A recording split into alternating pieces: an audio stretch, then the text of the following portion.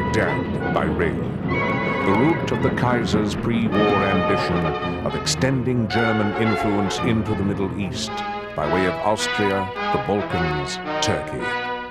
It cuts across another vital route, the Mediterranean link between Russia and her allies, France and Britain. Cuts it at the narrow Dardanelles, guarded by the Turkish peninsula of Gallipoli, and beyond it by Constantinople. Constantinople, romantic place name, decadent capital.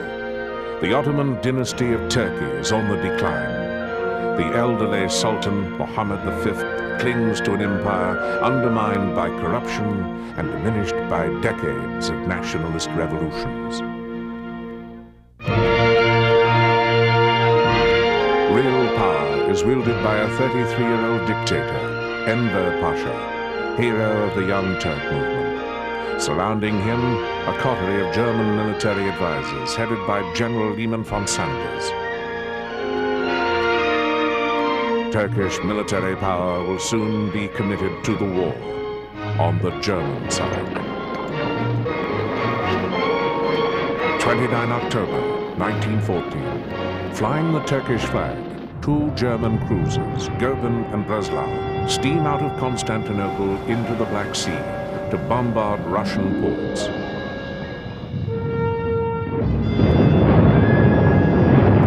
With this act, Turkey has slammed the Dardanelles shut on Russia, and the Western Allies will be lured toward Gallipoli.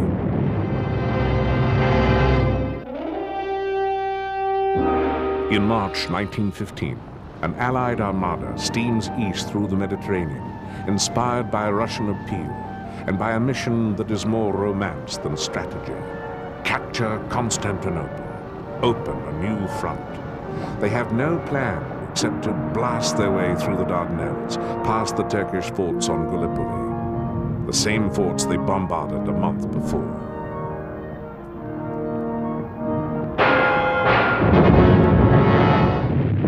It is almost clear sailing.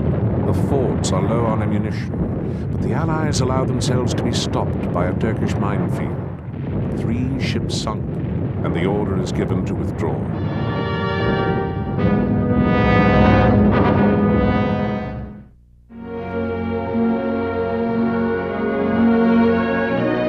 The explosions echo in London, in an outburst of argument at the highest levels of government.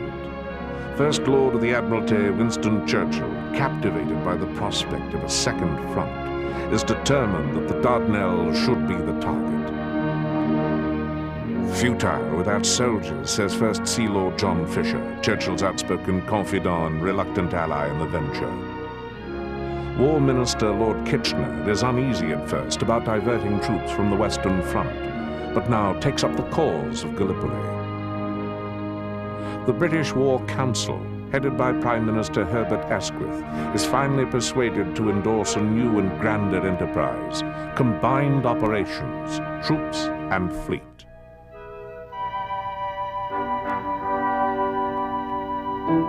The Allies begin to organize an amphibious assault against Constantinople by way of Gallipoli.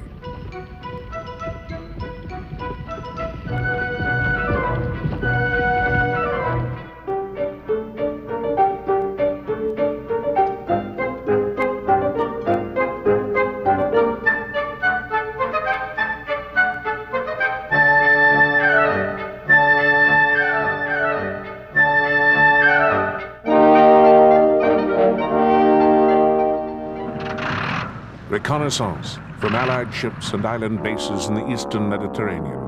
A crude aerial survey is launched over a hostile peninsula, rugged, trackless, unfamiliar. This sketchy intelligence is supported by little but travelers' guidebooks bought in the bazaars of Egypt where the force is assembled. The Anzac Corps, Australians and New Zealanders, 2 British divisions, a division of French. Raw troops, bolstered by a peculiar exultation, a sense of unique adventure, Gallipoli fever.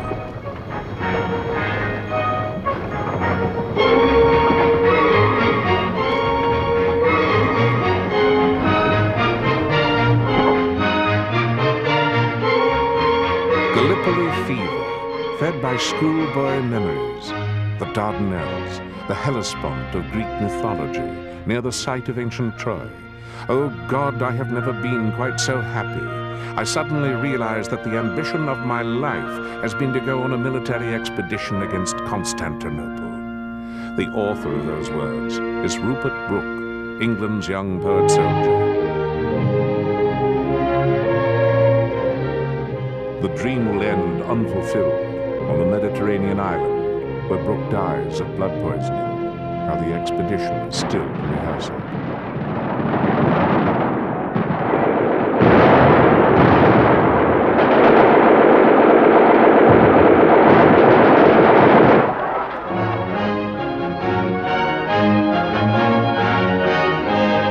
French units practiced their role in the D-Day plan. A commando raid against the Asian mainland, a bluff to divert attention from the main attack against Gallipoli.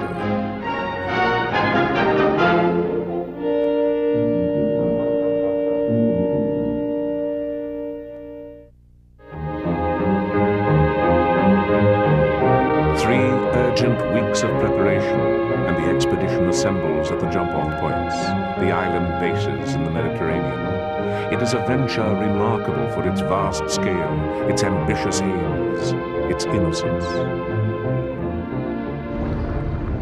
A flotilla of 200 ships, loading 75,000 troops, 1,600 horses and mules, tons of arms and supplies, all headed toward a target of unknown hazards.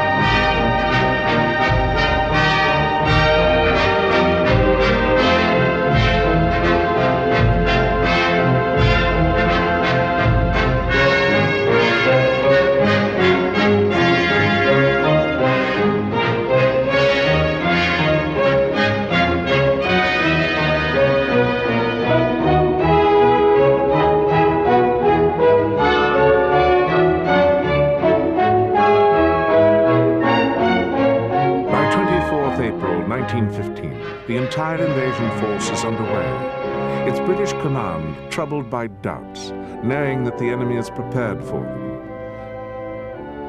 The fleet commander, Vice Admiral Sir John de Robeck.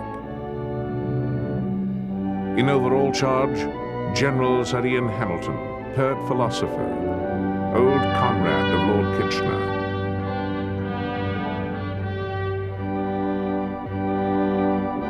Directing his assault forces are two Empire generals, Sir Aylmer Hunter Weston commanding the British, Sir William Birdwood heading the Anzac troops.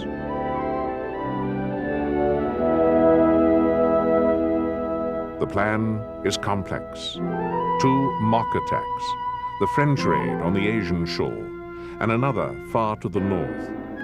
The two real blows will fall in a five-pronged landing by the British on the tip of Gallipoli, and another 13 miles up the coast by the Anzacs. Winston Churchill will later write, "To land a large army in the face of a carefully prepared defense and modern weapons was to attempt what had never yet been dared, and what might well prove impossible."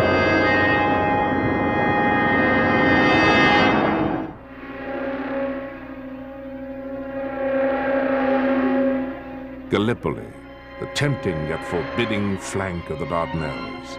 Gathering around its targets, the Allied invasion fleet will be ready to sound its deadly overture in the dawn of 25 April.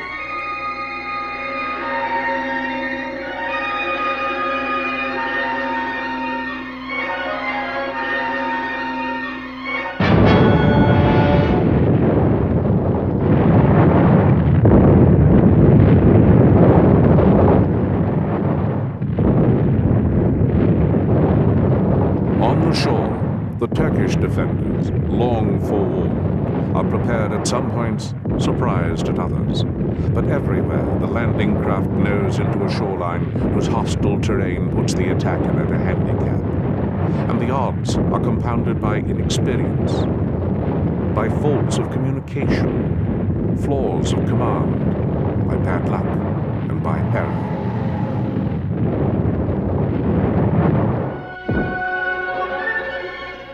At Cape Helles, in some boats, every single man is hit.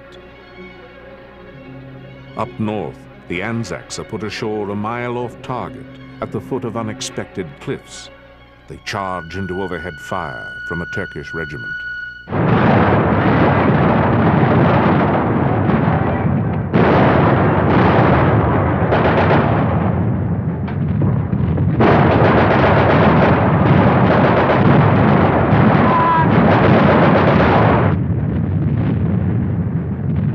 Assault troops struggle toward the heights.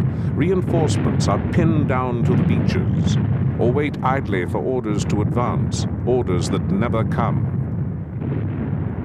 Their generals, in ships far offshore, have no clear picture of the situation on the ground.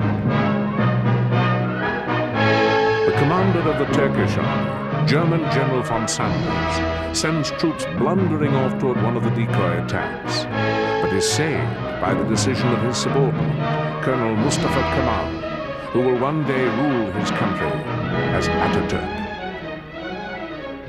Acting on his own, Kemal throws his reserves into battle with words that become legend. I don't order you to attack. I order you to die. Their objective is a crucial ridge, a vantage point commanding the whole southern end of the peninsula.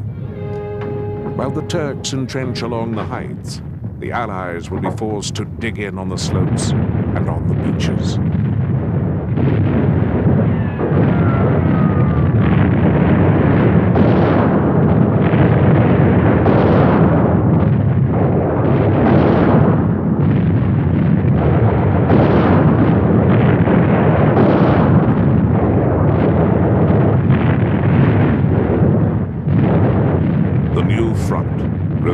Exotic Gallipoli is only a repetition of the Western Front. Defense prevails at a terrible cost to both sides. Instead of a peninsula, the Allies have captured only two tiny beachheads, which they cannot link together. A few square miles at Cape Helles. At Anzac Cove, a matter of yards. The litter of invasion includes 20,000 men dead and wounded, more casualties than in the D-Day to come a generation later. And instead of victory in a matter of days, they are faced with stalemate that will drag on for months on the cramped, listless beaches of Gallipoli.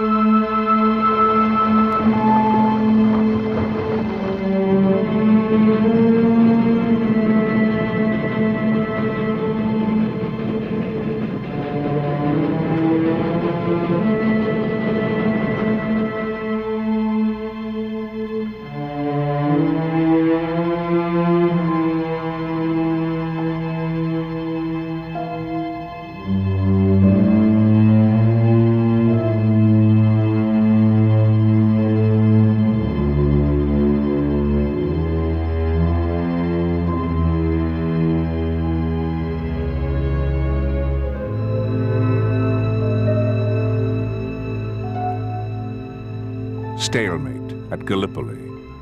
Troops languishing in the Mediterranean heat, monotony, frustration, and new forms of Gallipoli fever, malaria, and dysentery. First Sea Lord Fisher has already pronounced the epitaph, "Damn the Dardanelles, they will be our grave."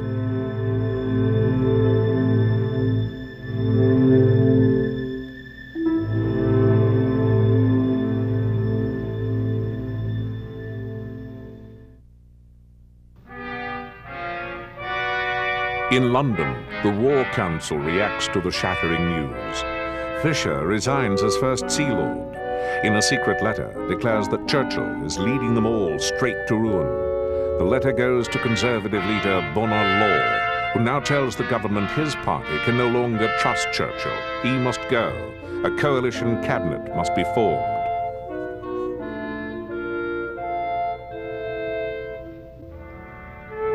Churchill begs Fisher to stay on.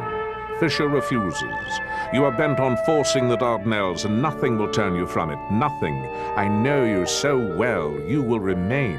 I shall go."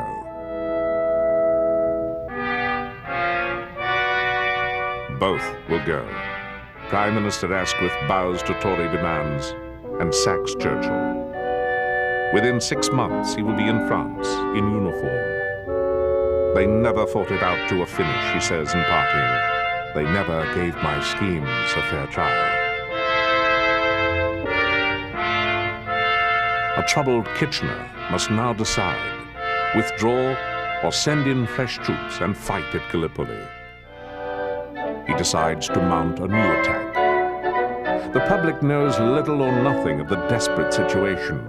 There is still no conscription in Britain. The enlistment campaign is stepped up.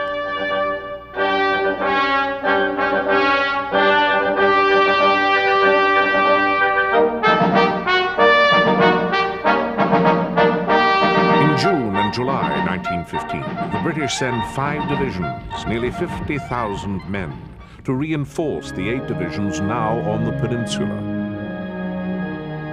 The new men are untried and unprepared for the grim realities of Gallipoli. With this force of 120,000 and a bold, imaginative invasion plan, Hamilton will try to snatch victory from defeat.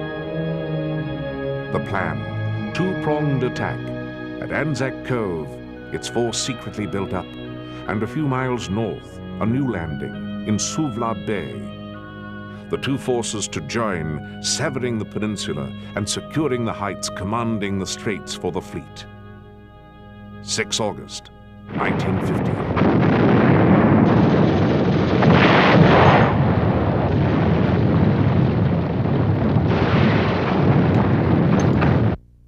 The landings are brilliantly executed, the surprise at Suvla complete, and the result is another disaster. 1,500 Turks with a few howitzers hold off 20,000 fresh British troops. Some British boldly strike inland, but others are not told what to do. Many just sit on the beaches, brewing tea, bathing. Communications disintegrate. Initiative bogs. Old, cautious generals vacillate. A ghastly inertia settles over Suvla Bay. Exploiting the delays, the Turks, led by Mustafa Kemal, bring up reinforcements. They attack.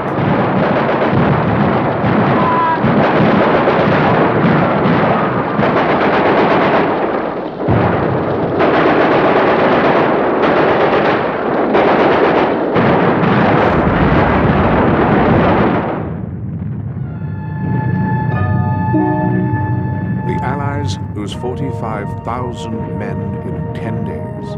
The Turks 40,000. There are so many wounded, private yachts from Britain are pressed into service to aid evacuation. The Allies have gained only 8 square miles. In the words of one general, 500 acres of bad grazing ground. Hamilton is pressing Kitchener for more reinforcements. Public knowledge about Gallipoli depends upon 3 newspapermen, all heavily censored. A Reuters man so short-sighted he can only see 100 yards. A London Daily Telegraph correspondent, Ellis Ashmead Bartlett, who goes home to demand the whole story be published. And an Australian journalist, Keith Murdoch, who writes a letter to Prime Minister Asquith condemning the whole campaign and its slaughter, which is filling the quiet islands of the eastern Mediterranean with Allied war dead.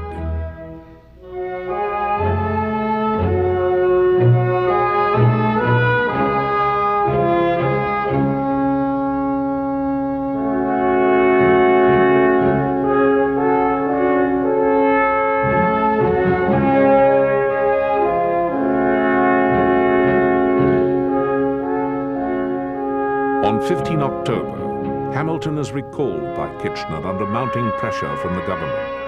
He leaves behind a rotting army, adrift and suffering on Gallipoli. He is replaced by a stern pro-Western front officer, Lieutenant General Sir Charles Monro. His immediate recommendation, evacuate Gallipoli, even though he estimates it will cost 40,000 more men. November, Kitchener himself visits the front. Hero of Khartoum and southern Africa, his reputation now damaged. He at first views evacuation with alarm, but soon comes around to endorsing it.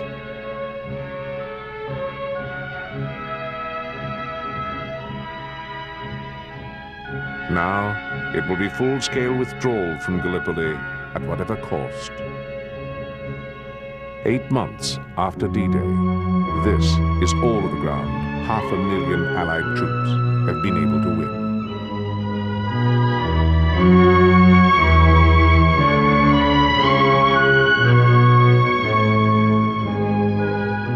Half a million Allied troops were committed. Half were casualties. The Russians are still shut off from the Dardanelles. The evacuations, expected to be the final tragedy of the campaign, are instead a military miracle. Under the Turkish guns, the entire force, 118,000 men, are removed.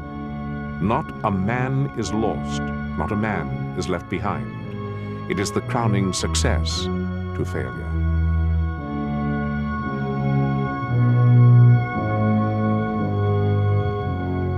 While the Turks could claim victory at Gallipoli, it was not to last. They faced an even greater threat than the British: nationalism.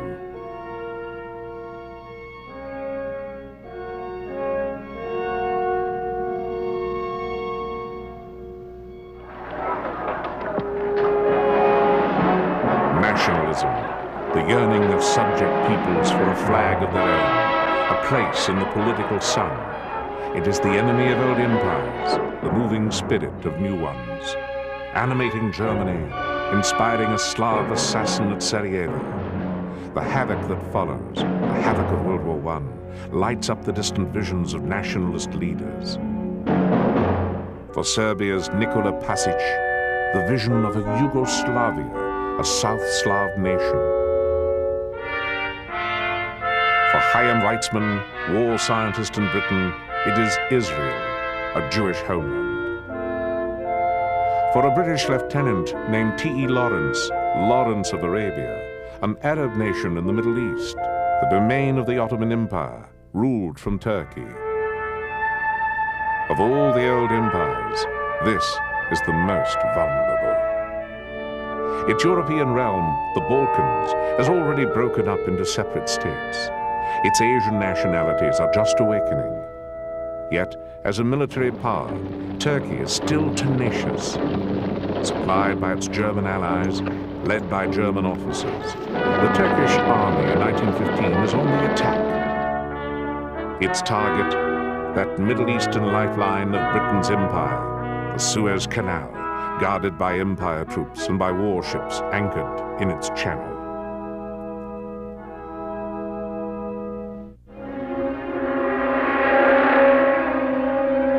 On the 2nd of February 1915, a Turkish force of 20,000 emerges from the cover of a sandstorm and flings itself against the canal's defenses.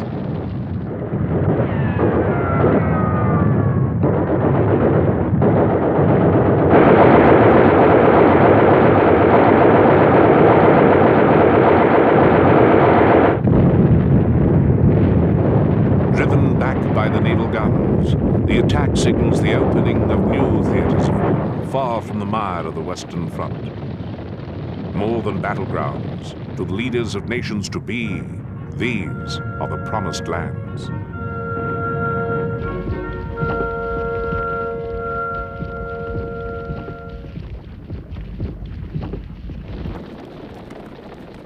In the autumn of 1915, German strategy turns away from the deadlocked Western Front and faces south for a massive new campaign. German strength, in men, in guns, is added to a mediocre Austrian force. A former neutral, Bulgaria, is recruited to their cause. The bloc of Central Powers is now complete and on the move. 3 nations deploying to help a 4th, Turkey.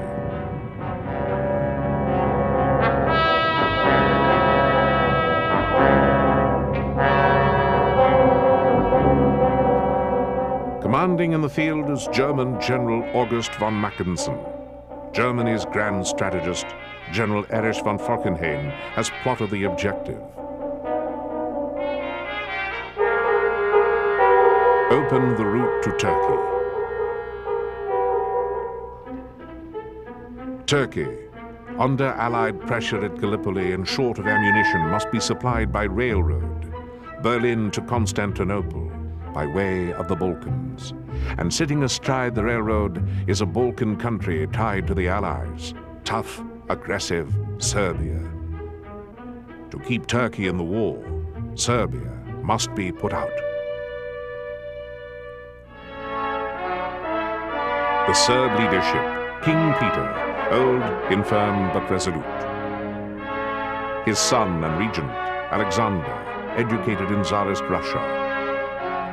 Their aged premier, Passage, who willed and planned a war of Slav against Shvaba, Serb against hated Austrian. The challenge has been answered by the Austrian Empire. Invasion, twice repelled in 1914, now threatens Serbia again.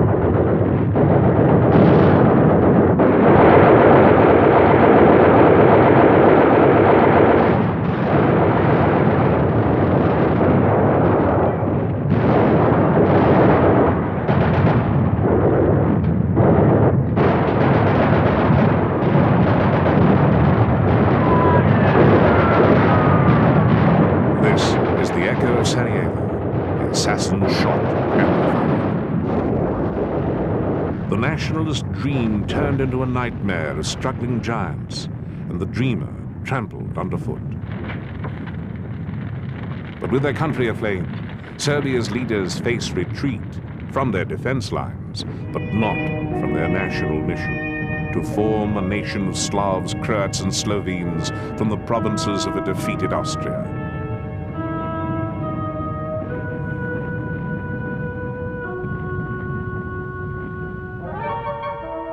Austria, now preparing to advance with its allies across the Serba river barriers, the Save, the Morava, the Danube. Serbia, says the Austrian High Command, is a viper to be crushed.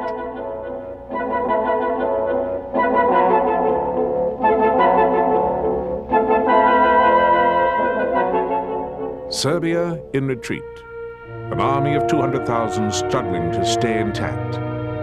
Short of transport, supplies, and food, but dragging 24,000 Austrian prisoners and 100 guns. Their elderly king in an ox cart, their ailing army chief in a sedan chair. In the 2 months' march, many will tramp shoeless through mountain snows.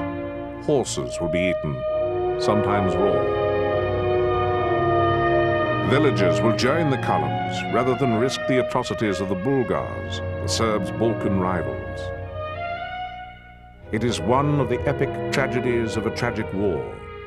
Another Belgium, a country defeated, occupied, but unconquered. An American medical volunteer with them writes, "The most stoical fighting body became the ghost of a nation."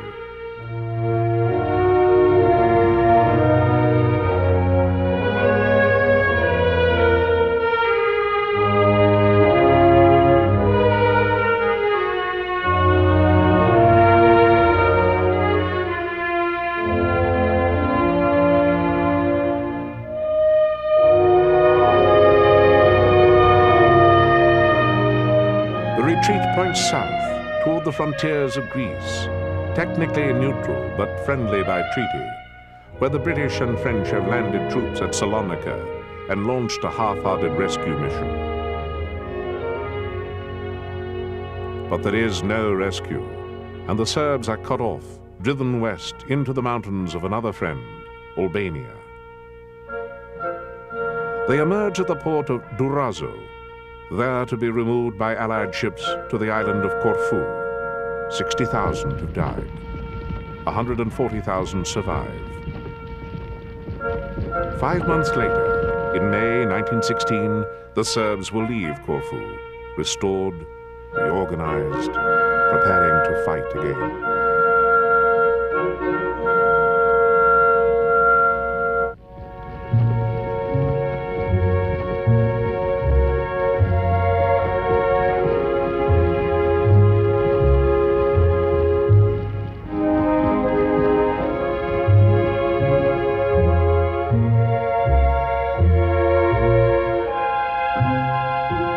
They head for Salonica, and this time the Serbs make it by sea. Salonica by now is an Allied harbor. The abortive rescue mission has swelled to a full-scale investment. Evacuees from Gallipoli, reinforcements from bases in the Middle East and from home. The arrival of the Serbs raises the Allied force to 285,000. It is half guest, half hostage of a Greek government afraid of compromising its neutrality.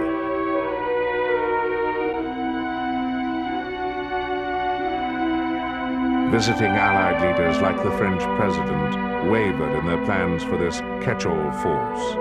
British, French, Russians, Italians, and now Serbs.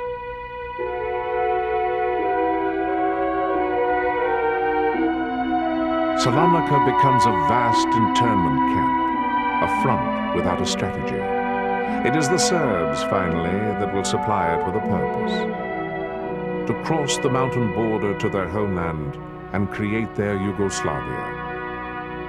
It will take 2 more years of waiting, while the war moves on to other fronts, other promised lands.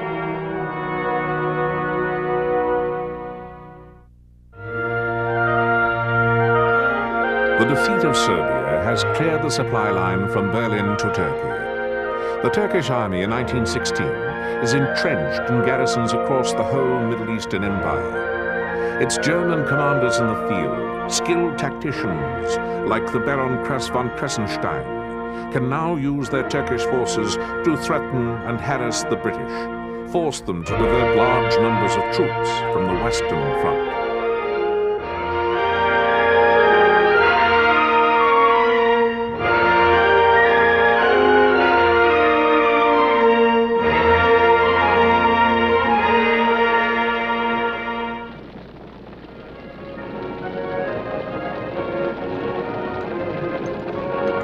To forestall the Turkish threat, the British, in the spring of 1916, move out to establish a new defense line beyond striking range of the Suez Canal. A vast armed exodus from Egypt east into Sinai.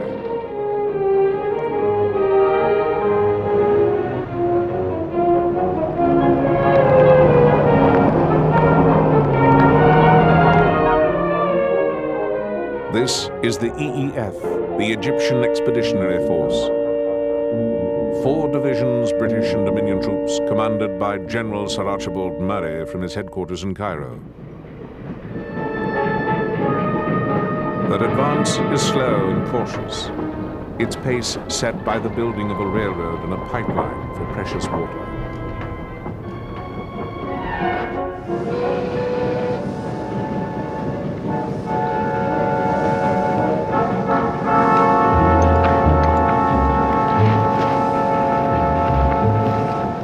As the British advance, their plans grow more ambitious.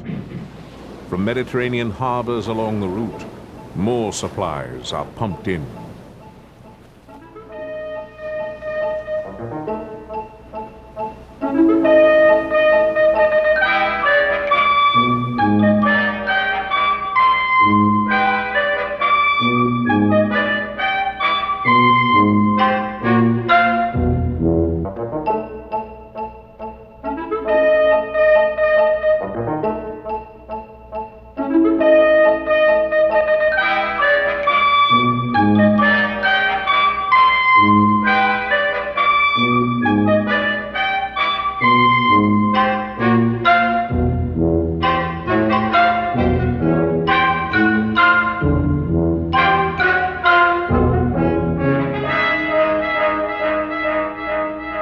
It is the build-up for an offensive. The British War Office in London, frustrated on the Western Front, desperate for a victory, changes Murray's orders from defense to attack. Invade the empire by way of its southwest province, Palestine. The exodus will proceed to the Holy Land. The EEF has already reached its frontiers, and it has a 5th column at work inside the Turkish borders. An Arab rebellion erupting 750 miles to the south along the Red Sea coast of Arabia. Attacking Turkish garrisons, disrupting communications.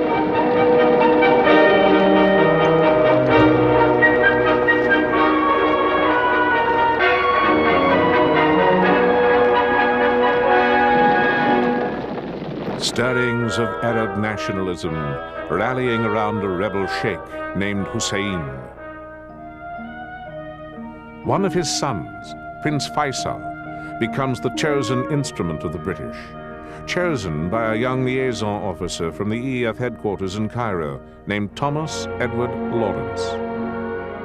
Lawrence of Arabia, a small man, about 5 feet 5, impish, and somewhat eccentric. Shipped out of Cairo as an expert on Arab affairs, and a nuisance, full of unwanted advice on prose style for staff reports and strategy for the war. A confessed exhibitionist, persistently out of uniform, a practice he indulges to the hilt when assigned to Arabia. In his own words, part charlatan, part genuine performer.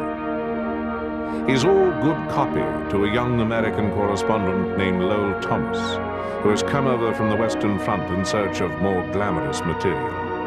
Lawrence is 19th century romance in a 20th century war.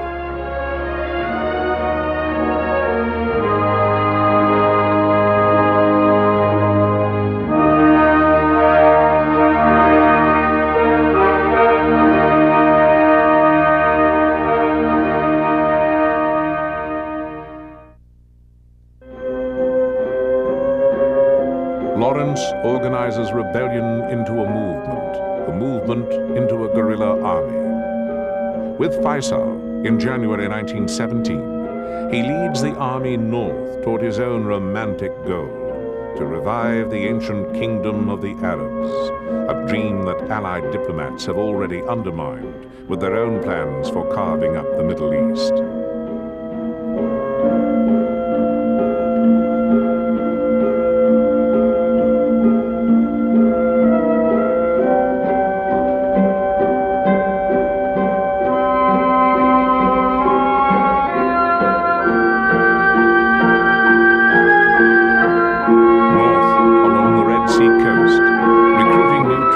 British gold.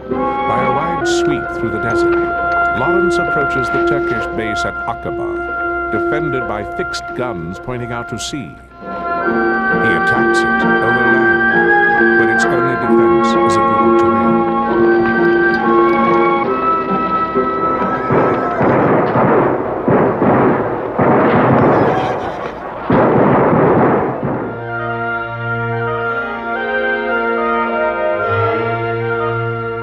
With the surrender of the Turkish garrison at Aqaba, Lawrence secures a new base for the British and brings his Arab force into position alongside the EEF for a joint advance into Palestine.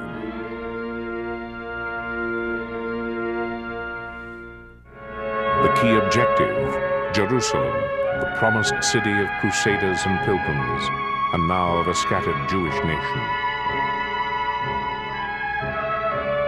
By 1917, the Jewish community in Palestine numbers more than 50,000. One-third of them pre-war refugees from Tsarist programs, now settled in 40 farm colonies. They are the advance guard of Zionism, pioneers on land purchased by arrangement with the Turkish government and reclaimed from wilderness by experimental farming.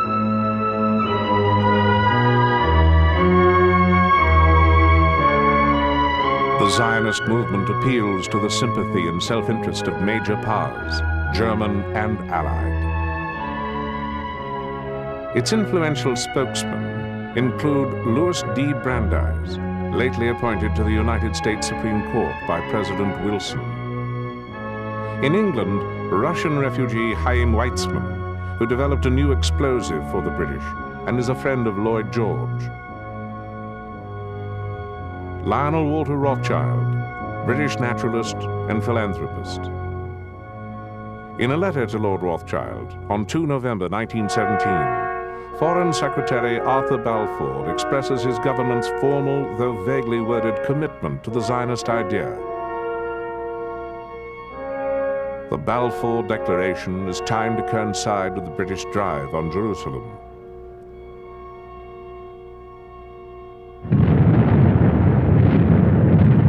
The battle pits two new commanders against each other.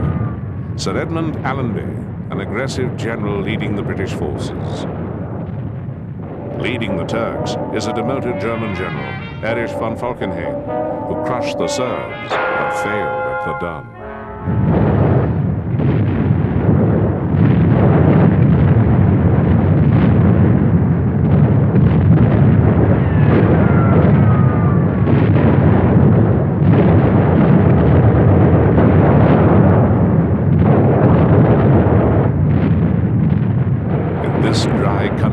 Correspondent writes, the battle amounted to a fight for water. The Turks are being pushed back from its sources. Turkish units beginning to crack. They are plagued by malaria and dysentery, and by the shortages of supplies that now hamper all the Central Powers.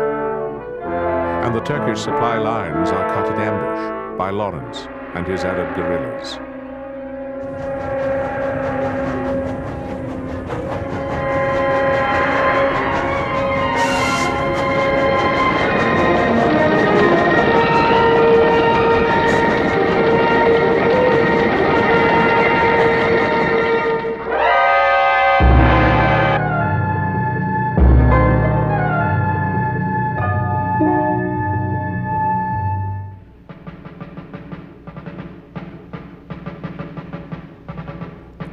Shifting the direction of attack, keeping the enemy off balance, Allenby sends his cavalry into the hills of Judea, en route to Jerusalem. The Turks fight to stave off encirclement, but Prime Minister Lloyd George has told Allenby he wants the Holy City by Christmas. He will have it with 2 weeks to spare.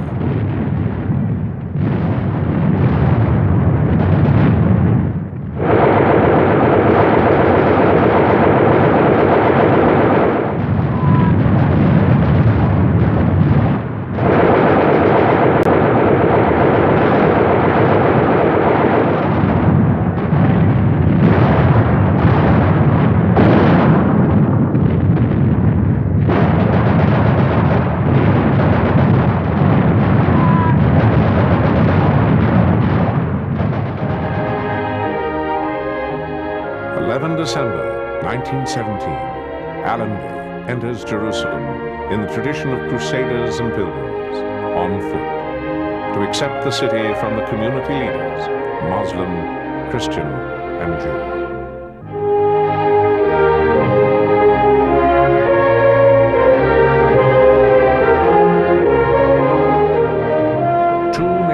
Are replanted in Palestine. In April 1918, Chaim Weizmann arrives in Jerusalem with a Zionist delegation, eager to begin the reconstruction of a Jewish state.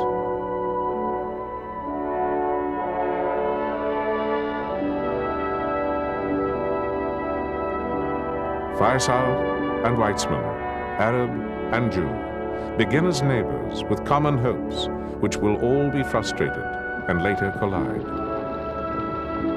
Now, in 1918, the war against the Turks moves beyond Palestine.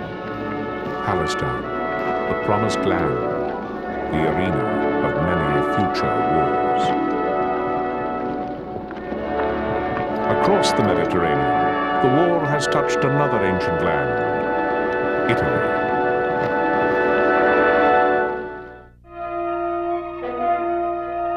Italy is not just a museum, a Prussian blue horizon where foreigners come for honeymoons. Our genius demands that we should put our stamp on the molten metal of the world. So proclaims Gabriele D'Annunzio, Italian poet-soldier, in May 1915, prodding his country to war. Who has iron, has bread, the watchword of socialist editor Benito Mussolini. First pacifist, then neutralist, now fiery belligerent. Italy, too, has flip-flopped into the war. Mobs sack the embassy of Austria. Austria, once Italy's partner in the Triple Alliance with Germany. Austria is now the enemy. Italy's government has sold out to the highest bidders, Britain and France. Sacro egoismo, sacred self-interest, the Prime Minister calls it. In Vienna, Austria's emperor finds himself in a three-front war: Russia east, Serbia south, Italy west. Franz Joseph had tried in vain to buy off the Italians with border territories. To him, sacro egoismo translates as plunder. Now he must face the new enemy on a terrible Alpine battlefield. Alone, the Italians will not declare war on feared Germany for a year. It is a tactical nightmare.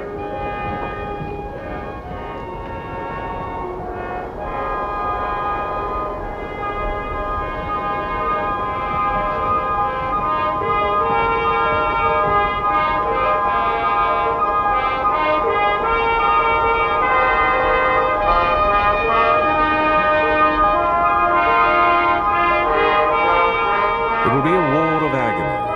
An agony best remembered in the name of a small Italian town, Caporetto.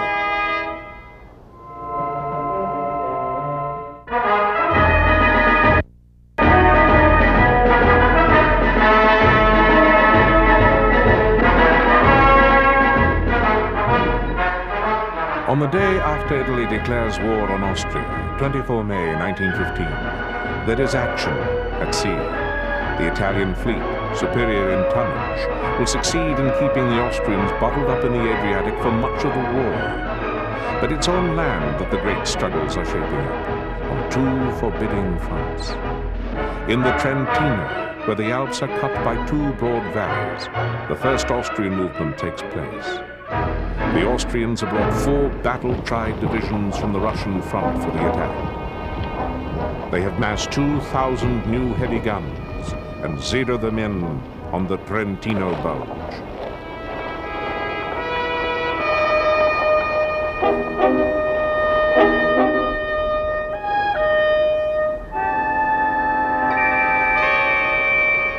The Italians have 2 of their 4 armies guarding the 130-mile line. Their army chief, General Luigi Cadorna, fair strategist, poor tactician, and reckless with human lives, is convinced the mountains are his shield, that the Austrians will not attack.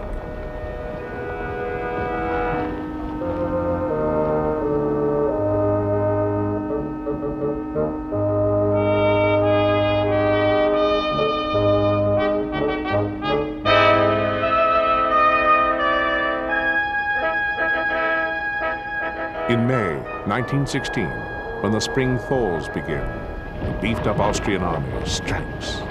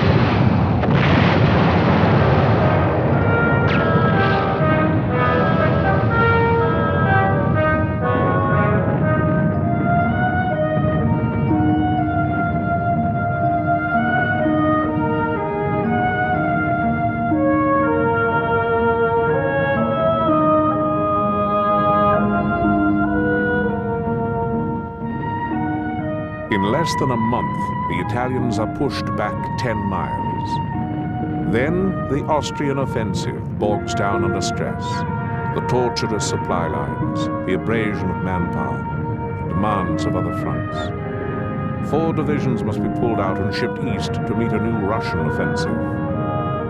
Behind them, the Italians will come struggling back to their original positions. The casualties, Italian 145,000, Austrian 80,000. Net gain, nil. Southeast of the Trentino is Italy's other front, the 55-mile Isonzo. The Italian objective is the town of Gorizia, opening the door to Trieste, that prize of Italian ambition. A dozen dreadful battles will be fought here, each carrying a numbered name, like a mournful metronome. The first battle of the Isonzo, the second battle of the Isonzo, the third and fourth. The Italians must storm uphill, up mountain to the Carso Plateau, described as a howling wilderness with stones as sharp as knives, where each shell splinters 1,000 deadly rock fragments. Cadorna, despite his superior numbers, will throw his army away, hammering against the Carso, agonizingly cold in winter, hot, acrid, and infested with flies, like Gallipoli in the summer.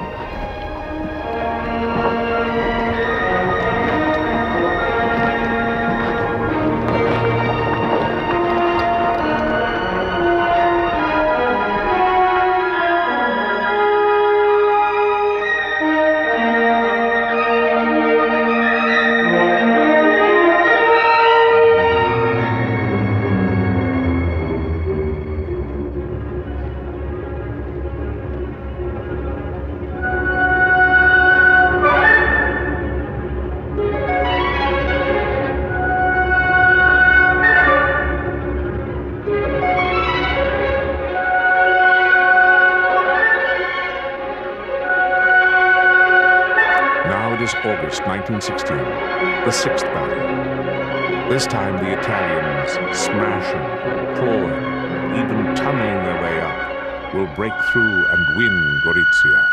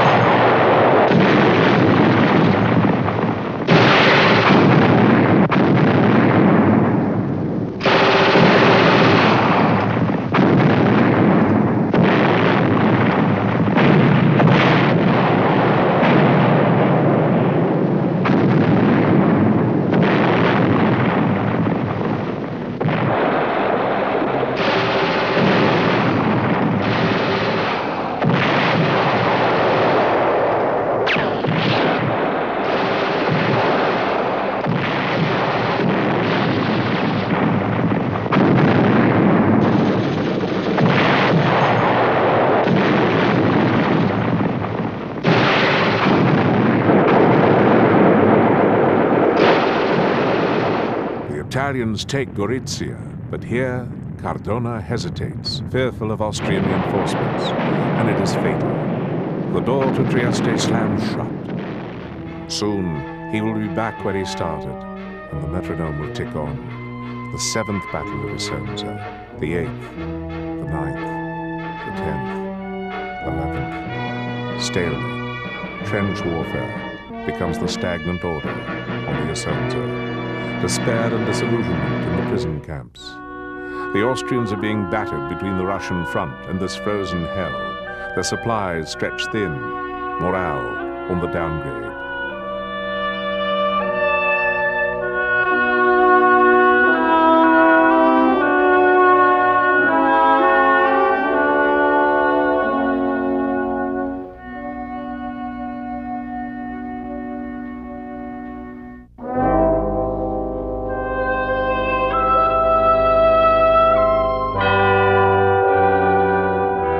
In Vienna, on 21 November 1916, Emperor Franz Joseph is dead at 86. The monarch has ruled for 68 years and is buried with the medieval rites of a Habsburg, a Capuchin monk imploring admission to heaven for your brother Franz, that miserable sinner. With his death, the Austrians feel leaderless.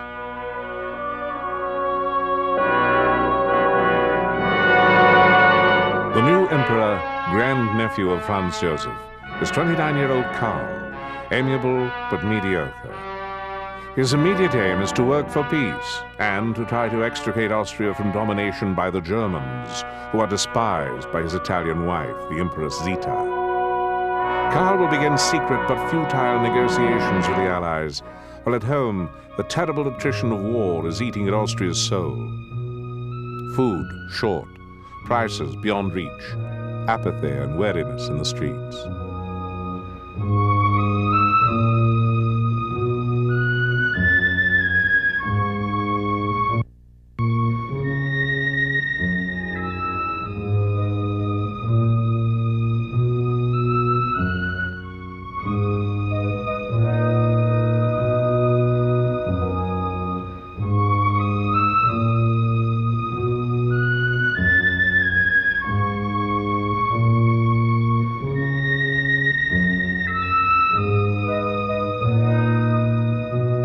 And everywhere, the broken men, the ghastly residue of war.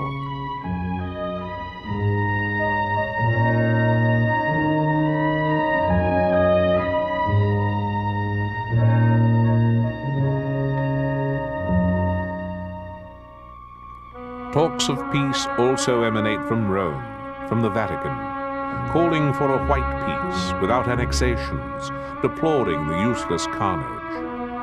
The Vatican tries for a peace accommodation while maintaining its strict neutrality. The appeal of Pope Benedict XV is criticized in Allied circles and comes to naught.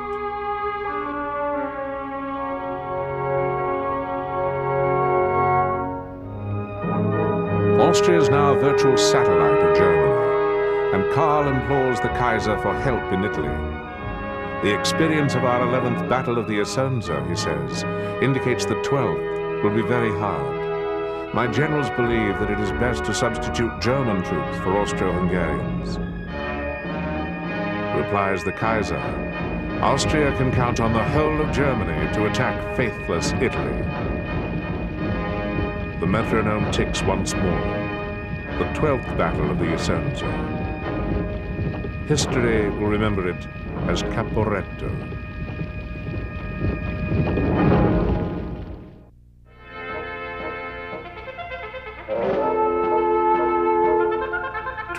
October 1917. In great secrecy, the Germans and Austrians have built up a formidable striking force on the Italian front. The 14th Army of German General Otto von Below.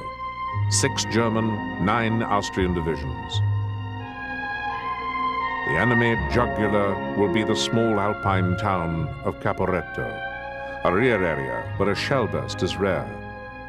The plan is to strike at the town, outflanking Italy's Isonzo armies, isolating them, then hit for the plains which lead to the Italian heartland. The attack will begin with a huge barrage. 4 hours of gas shells, then 1 blinding hour of general bombardment.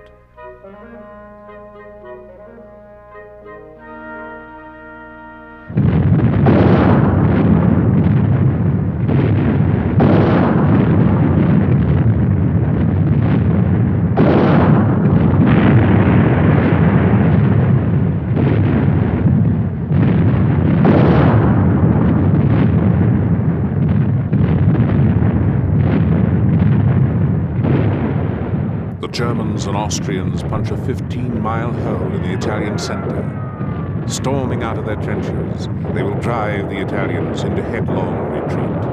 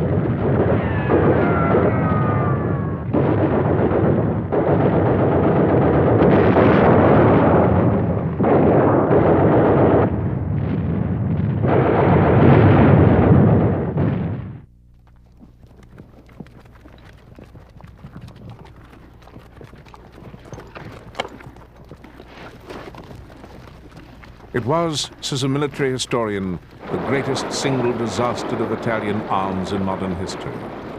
700,000 men are thrown back 70 miles into the plain of Lombardy and back to the Piave River, where they will make their stand.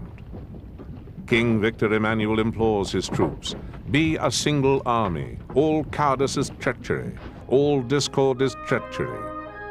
General Cadorna will be sacked. The catastrophe is due more to bad leadership than to bad soldiers.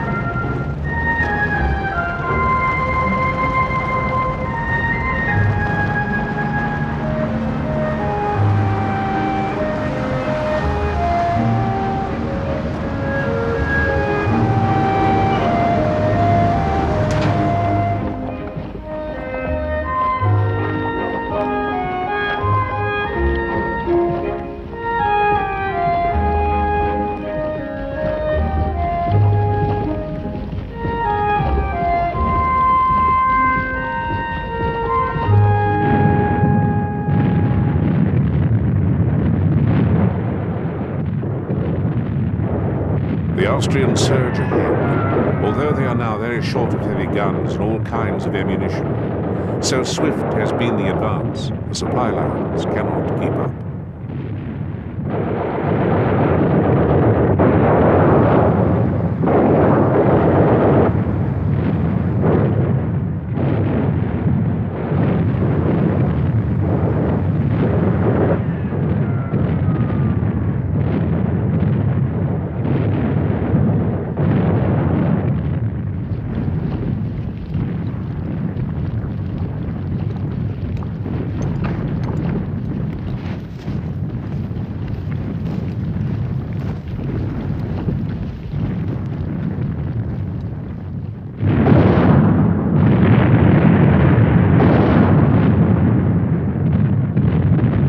November 1917, the Austrians reach the Piave, wide river, subject to floods and passable only at bridges. The Austrians will make several attempts to cross it and fail. Italian soldiers, their trenches battered, their antiquated gas masks useless, rush toward the enemy lines, not to attack, but to surrender. In a single day in this battle, Italy loses 305,000 men. Of them, 270,000 surrender.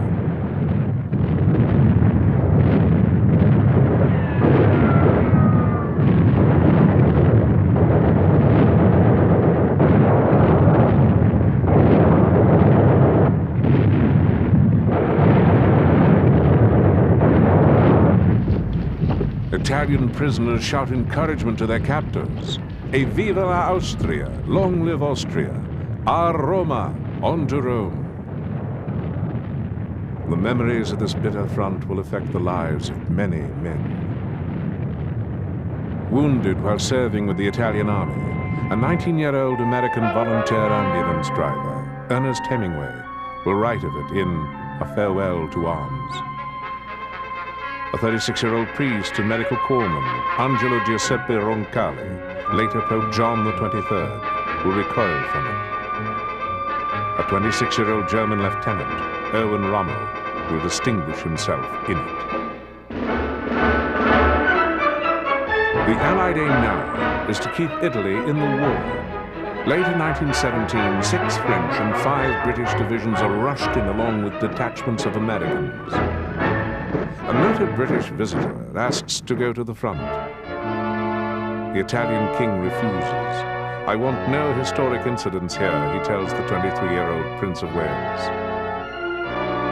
One who will see action is a 35-year-old American flyer, the future mayor of New York City, Captain Fiorello LaGuardia. At the front, after the winter lull, after the last Austrian spring offensive has been repelled, the Italians are getting ready for the final decisive push. Although the forces are about equal, the Italians, with some British, French, and American support, will sweep to victory. The Austrian Empire is splintering. The German divisions have been pulled back to the Western Front.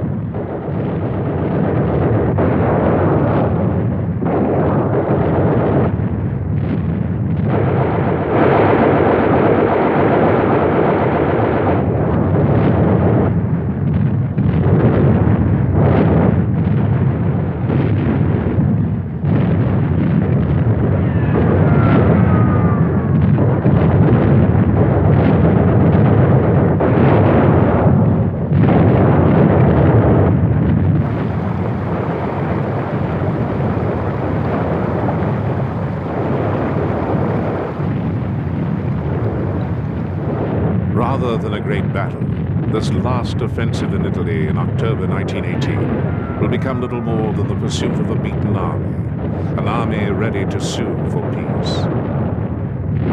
Italy's ambition, its sacro egoismo, is about to be satisfied.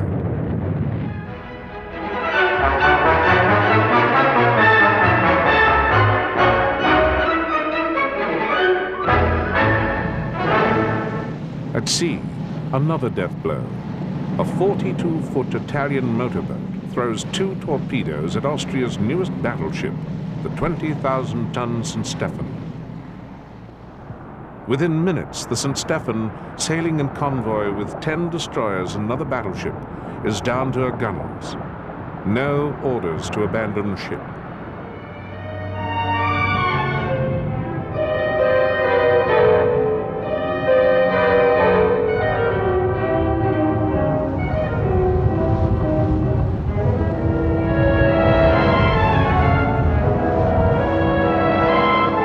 On her sister ship, the Tegetov, the band plays the Imperial hymn as the St. Stephen, like the ponderous Austro-Hungarian Empire, founders and slips into oblivion.